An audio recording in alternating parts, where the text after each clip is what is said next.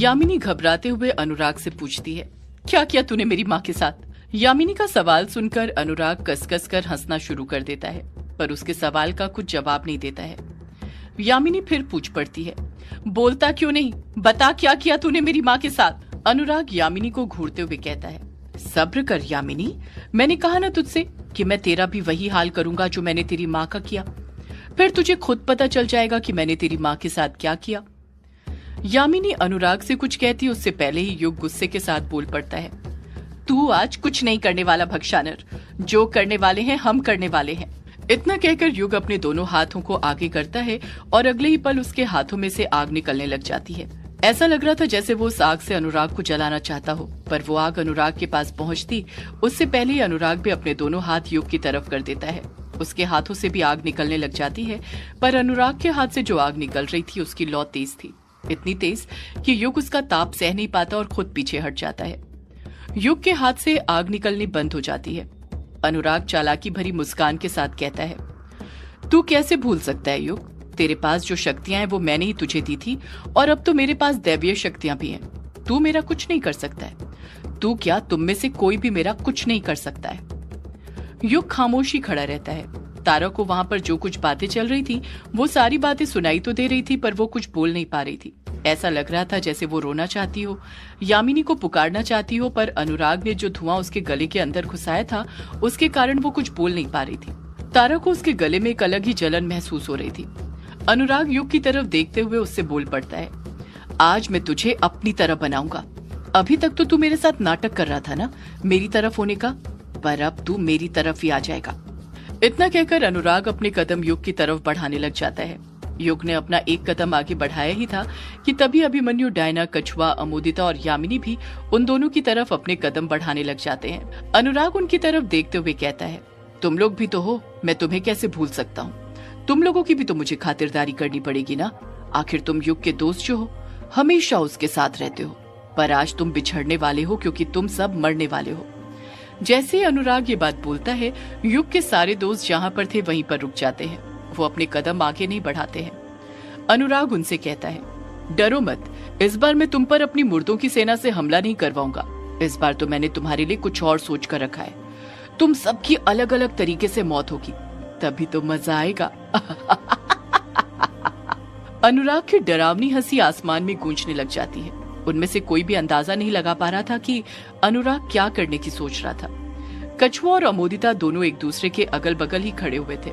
हरी रोशनी की दीवार जो बनी हुई थी उसका कुछ हिस्सा तो जमीन पर था, पर कुछ हिस्सा ब्रह्मपुत्र नदी के अंदर था। वहीं पर मेघालय और असम की बॉर्डर थी। अनुराग एकटक उस नदी के पानी की तरफ देखने लग जाता है और देखते ही देखते नदी का पानी बहना रुक जाता है। नदी का पानी थम गया था। अनुराग के हाथ से काला धुआं निकलता है और वो पानी के अंदर चले जाता है। उसी वक्त पानी में वापस से हलचल होनी शुरू हो जाती है। हलचल इतनी तेज हो रही थी कि उसे देखकर ऐसा लग रहा था कि सुनामी आ रही हो। देखते ही देखते नदी का पानी ऊपर की तरफ उठने लग जाता है। ऐसा लग रहा था जैसे नदी के अंदर कुछ चीज उभर रही हो, वहां से कुछ निकल रहा हो, और अगले ही पल नदी के अंदर से एक बड़ा सा बाज बाहर निकलता है। वो बाज पानी से ही बना हुआ था। वो बाज अमोदिता और कछुए के सिर पर उड़ने लग जाता है। उस बाज के बहुत बड़े पंख थे, इतने बड़े कि उससे 20 आदमी एक साथ दब जाए।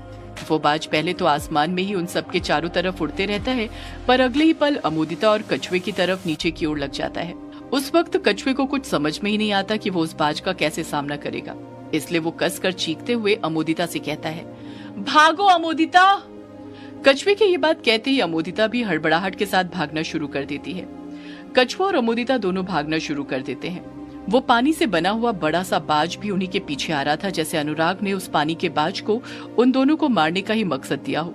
उस बाज को देखकर अभिमन्यु और डायना की जान भी हलक में आ गई थी। अनुराग अभिमन्यु और डायना की तरफ देखते हुए कहता है, तुम दोनों ऐसे नाराज मत हो मुझसे, तुम्हारी भी खातिरदारी करने के लिए मेरे पास कुछ है। इतना कहकर अनुराग अपना एक हाथ तेजी के साथ मिट्टी के अंदर घुसा देता है। मिट्टी के अंदर हाथ घुसाते ही जमीन के अंदर हलचल होने लग जाती है और आसपास की जमीन हिलने लग जाती है। जमीन के अंदर इतनी तेजी के साथ हलचल हो रही थी कि बाकी सब भी हिलने लग गए थे, सिर्फ अनुराग को छोड़कर। अगले ही पल जमीन फटने लग जाती है। ऐसा लग रहा था जैसे मिट्टी के अंदर से कुछ निकल रहा हो। जमीन के अंदर से बड़ा सा काला केचुआ निकलता है। वो केचुआ जिसके एक नहीं बल्कि 5 सिर थे। उस केचुए का एक सिर इतना बड़ा था कि वो एक साथ 5 आदमियों को निकल जाए। उस केचुए की मोटाई करीब 5 मीटर और लंबाई 20 फीट थी। डायना उस केचुए को हैरानी के साथ देखते हुए कहती है, अब ये कैसा जीव है? अभिमन्यु भी उस बड़े से केचुए को देखते हुए कहता है, ये जीव नहीं दानव है जो इस भक्षारण ने अपनी काली शक्तियों से बनाया है, हमें खत्म करने के लिए। अभिमन्यु की ये बात कहते ही वो केचुआ रेंगना शुरू कर देता है और उसके और डायना के पास जाने लग जाता है। वो केचुआ डायना और अभिमन्यु के पास पहुंचता उससे पहले ही डायना मन ही मन मंत्र पढ़ती है और एक अस्त्र को उस केचुए के सिर की तरफ कर देती है। एक अस्त्र के हीरे में से हरी रोशनी निकलती है जो सीधे उस केचुए के एक सिर पर जाकर पड़ती है। जैसे ही रोशनी केचुए के एक सिर से जाकर टकराती है, केचुए का एक सिर फट जाता है। चारों तरफ उस केचुए का काला खून फैल जाता है, पर तब भी वो केचुआ रुकता नहीं है, रेंगते हुए आगे बढ़ते रहता है। वो केचुआ इतनी तेजी के साथ आगे बढ़ रहा था कि डायना को अगला मंत्र पढ़ने का वक्त ही नहीं मिलता है और वो केचुआ उनके पास पहुंच जाता है। वो बस 2 कदम ही उनसे दूर था। अभिमन्यु झट से डायना का हाथ पकड़ता है और कसकर चीखते हुए कहता है, भागो डायना। अभिमन्यु और डायना भी उस दानवी केचुए से बचने के लिए भागने लग जाते हैं। अनुराग यामिनी और युग से हंसते हुए कहता है, जरा देखो डरपोकों को कैसे भाग रहे हैं, मुझे मारने आए थे और अब खुद अपनी जान बचाने के लिए भाग रहे हैं। अनुराग यामिनी की तरफ देखते हुए कहता है, अब तू सोच रही होगी यामिनी कि तेरे लिए मैं कौन सा दुश्मन लाऊंगा। यामिनी खामोशी रहती है और एकटक अनुराग को देखते रहती है। अनुराग यामिनी को घूरते हुए कहता है, तेरे लिए कोई अलौकिक दानव नहीं यामिनी, क्योंकि तुझसे कोई और नहीं बल्कि मेरा वंशज युग लड़ेगा। पहले मैं उसे अपनी तरह बनाऊंगा और फिर वही तेरा किस्सा हमेशा हमेशा के लिए खत्म कर देगा। बड़ा मजा आएगा जब एक प्रेमी खुद अपने हाथों से अपनी प्रेमिका को मारेगा, अभिशाप से मुक्ति पाने के लिए। तू तो युग को नहीं मार पाई, पर मुझे मेरा मकसद हासिल कराने के लिए युग तुझे जरूर मारेगा यामिनी। अनुराग की बात सुनकर यामिनी कुछ घबरा सी जाती है। अनुराग कुछ करता उससे पहले ही युग चालाकी दिखाते हुए तारा की तरफ आहिस्ते आहिस्ते अपने कदम बढ़ाता है। धीरे से तारा का हाथ पकड़ता है और तारा को लेकर वहां से भागने लग जाता है। अनुराग गुस्से के साथ युग को देखते हुए कहता है, गद्दारी, फिर गद्दारी करी तूने मुझसे। अब तू नहीं बचने वाला युग, तेरे सारे दोस्त मरेंगे। इतना कहकर अनुराग ने युग और तारा को रोकने के लिए अपने कदम आगे बढ़ाए ही थे कि उसी वक्त यामिनी मन ही मन कोई सा मंत्र पढ़ती है। उसके हाथ से एक तेज सफेद रोशनी निकलती है जो सीधे जाकर अनुराग पर पड़ती है और अनुराग पीछे जाकर हरी रोशनी की दीवार से टकराता है और वहीं पर धड़ाम से गिर जाता है। युग तारा को लेकर भागते रहता है। वो यामिनी के पास जा रहा था। वो तारा को लेकर आधे रास्ते तक आ गया था। अनुराग उसी वक्त गुस्से के साथ अपनी जगह पर वापस से खड़ा होता है, अपनी काली शक्तियों को एकत्रित करता है और उससे युग के पैर पर वार कर देता है। अगले ही पल जमीन के अंदर से नुकीले कांटे निकलते हैं जिस पर युग का पैर रखा जाता है और वो धड़ाम से जमीन पर गिर जाता है। वो कांटे सिर्फ युग के पैर के अंदर छुपे थे। युग के तलवों से खून निकलने लग जाता है। युग दर्द भरी आवाज के साथ चीख पड़ता है, पर फिर भी इस वक्त युग को अपनी जान से ज्यादा फिक्र तारा की थी, इसलिए वो वापस से हिम्मत करके खड़े होने लग जाता है। युग अपने पैरों पर खड़ा तो हो जाता है, पर वो कांटे युग के तलवों में इतने अंदर तक घुस गए थे कि वो अपना एक कदम तक आगे नहीं बढ़ा पा रहा था, बस दर्द से कराहे जा रहा था। अनुराग हंसते हुए कहता है, तू तारा को लेकर यहाँ से नहीं भाग सकता युग। अब हर जगह मेरा राज होगा, वही होगा जो मैं चाहूंगा। अनुराग युग और तारा के पास जाने के लिए अपने कदम बढ़ाने लग जाता है। युग को देखकर यामिनी समझ गई थी कि युग को चलने में मुश्किल हो रही थी, इसलिए यामिनी खुद उन दोनों की तरफ भागने लग जाती है ताकि उन्हें लेकर वहां से भाग सके। इस तरफ कछुआ और अमोदिता भी बाज से अपनी जान बचाकर भागे जा रहे थे। वो बाज बार बार नीचे की तरफ आता था, अपने पंजे फैलाता था और उन दोनों को पकड़ने की कोशिश करता था, पर कछुआ और अमोदिता हर बार बच जाते थे। पर अब वो दोनों भागते भागते थकने लग गए थे। कछुआ और अमोदिता दोनों की सांसें फूलने लग गई थी।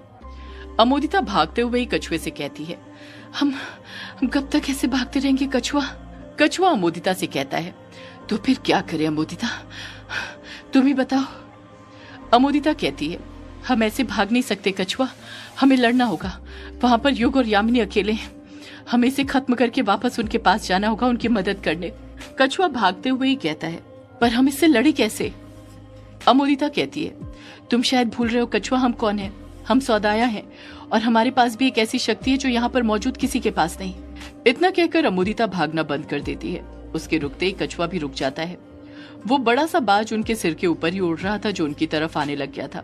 अमोदिता कछुए की तरफ देखते हुए कहती है, तुम तैयार हो कछुआ? कछुआ अमोदिता की आंखों में देखते हुए कहता है, हाँ मैं तैयार हूँ। कछुआ और अमोदिता एक दूसरे के अगल बगल खड़े होते हैं और उस बाज के नीचे आने का इंतजार करने लग जाते हैं। वो बाज भी अपना बड़ा सा मुंह फाड़ते हुए नीचे की तरफ आने लग जाता है। इस तरफ अभिमन्यु और डायना भी उस दानव केचुए से अपनी जान बचाकर भागे जा रहे थे। वो केचुआ भी तेजी के साथ रेंगते हुए उनके पीछे जाते जा रहा था। अभिमन्यु डायना से भागते हुए कहता है, कुछ करो डायना, तुम कुछ करती क्यों नहीं हो?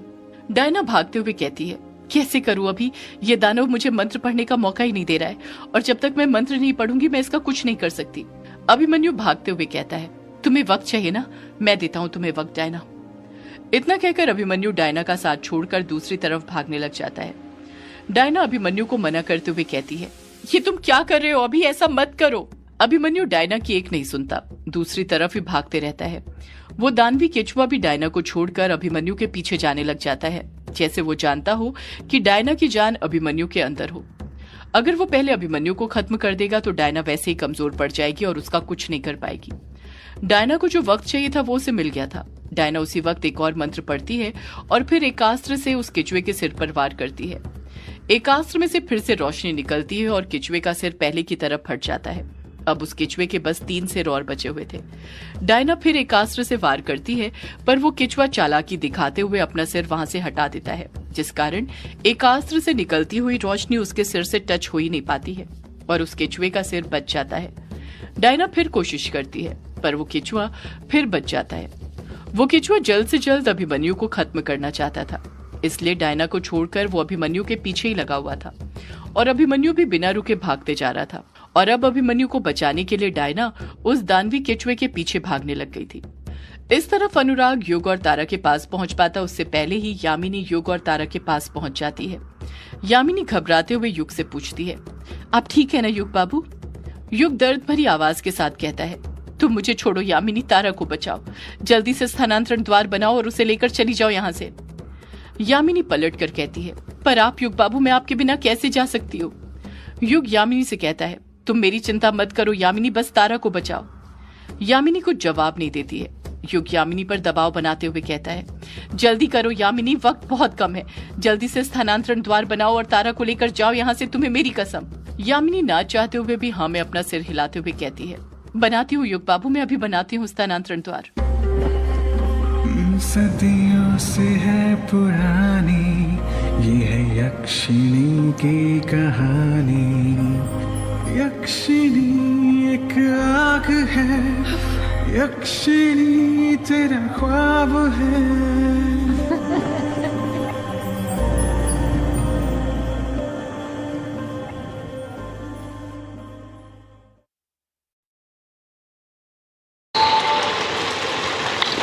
Hey guys, welcome back to our channel. After long days bro, uploading a video. Let's go पे डाउनलोड मार ही देंगे ब्रो, क्या जा रहा है?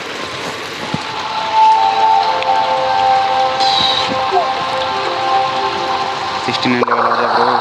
कितने है ये, क्या कर रहे हो? क्या करा रहे हैं? फेस कैम का एक ग्लिच है माँ की, हर बार रुक जाता। कोई ना, आगे बढ़ते हैं, let's go. 69th level of angry birds. Yo man,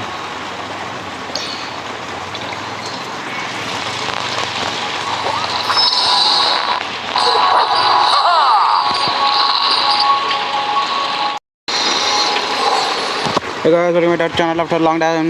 Let's talk to speed here today. Let's go बे। क्या बातें कर रहा हूँ ब्रो, मुझे समझ ही नहीं आ रहा माँ की। कोई ना, लेट्स गो।